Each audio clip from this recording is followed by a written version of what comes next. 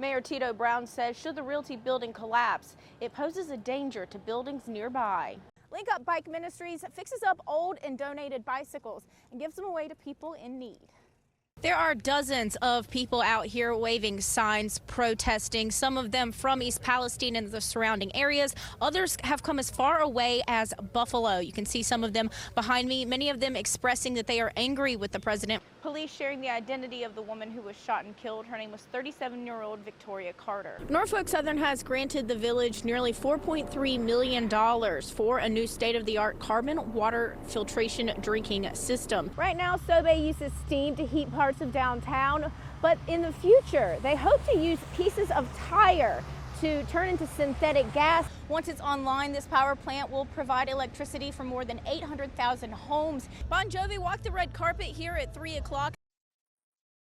This is exactly what I expected would happen. Judy Hill is president of the NAACP in Akron. She's been following the Jayland Walker case since it happened. Special grand jury set aside by the lieutenant governor said, that there was no reason for them to charge anyone anything different. So why would they say anything except this? The internal investigation by Akron police states that 8 officers did not violate department policy when they fired more than 90 shots at Walker as he ran away from them following a car and foot chase. Walker was not armed at the time, but the report says he fired a shot from his car during the chase, so officers had reason to believe he had a gun.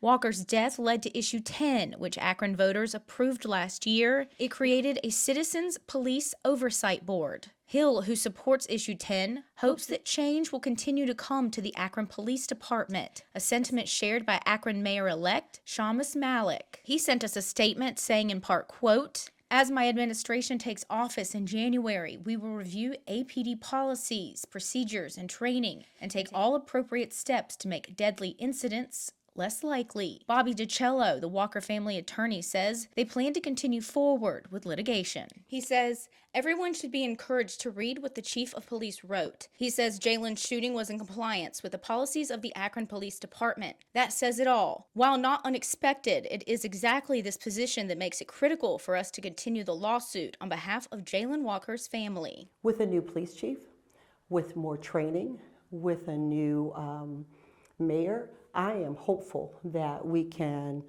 make sure that these kinds of things don't happen again. For Spectrum News, I'm Desirae Gostlin. ODOT is trying to cut down on wrong-way crashes by installing new technology.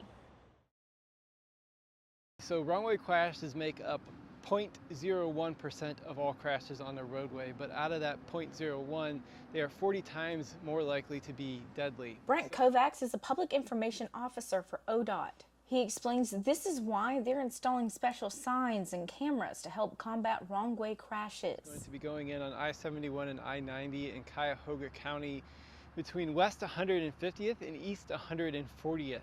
It's going to be 25 locations or ramps throughout this area. These ramps will be equipped with special wrong-way signs. So basically, if a motorist tries to go the wrong way on the ramp, a set of flashing wrong-way signs will begin to flash as soon as they go the wrong way.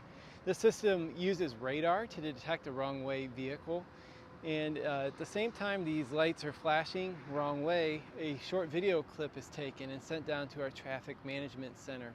If the driver turns around, then the signs have done their job. But if the driver continues going the wrong way, a second set of do not enter and wrong way signs begin to flash. Or if they continue to enter the highway the wrong way, and then our traffic management center will dispatch local police. A wrong way corridor already exists in Cincinnati. It has helped cut down on wrong way crashes. In between 2016 and 2019, their system was triggered 50 times, and the vast majority of those motorists going the wrong way turned around before entering the highway. Some of the signs are up and running now, and ODOT says all of them are expected to be operational by the end of September. In Cleveland, Desirae Gostlin, Spectrum News. This 1,300-pound pumpkin has been growing since April. And I'm 55, been doing it since I was 10.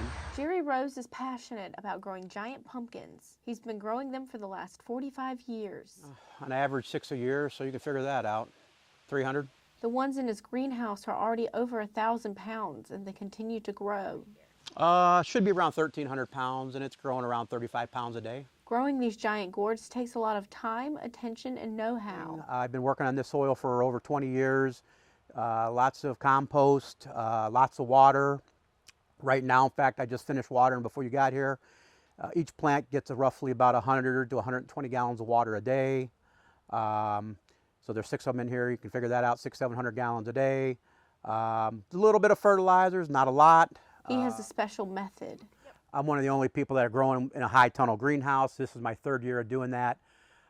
Doing it for protection from the elements, and I can control exactly how much water I'm putting on, I know. And if we get bad storms, one of the most detrimental things to these things is high winds. As you can see how big the leaves are. They're like umbrellas, and if we're gonna get a bad storm, I can close this thing up tight, keep the wind out. When he's finished growing them, Rose says he takes them to different fairs and sells them at fall festivals. I said the first show I will probably go to will be Canfield Fair, which is always Labor Day weekend. We bring them in, I think, the Tuesday before the Canfield Fair to get weighed in. Then after that, our next bigger shows is we have one at Parks Garden Center right there, just outside of Canfield. We have shows in Columbus, down by Dayton, near Pittsburgh. I can even go up into New York and Michigan if need be. Rose says when his kids were younger, he would keep one of the pumpkins and carve it into a giant jack-o'-lantern. For Spectrum News, I'm Desirae Gostlin.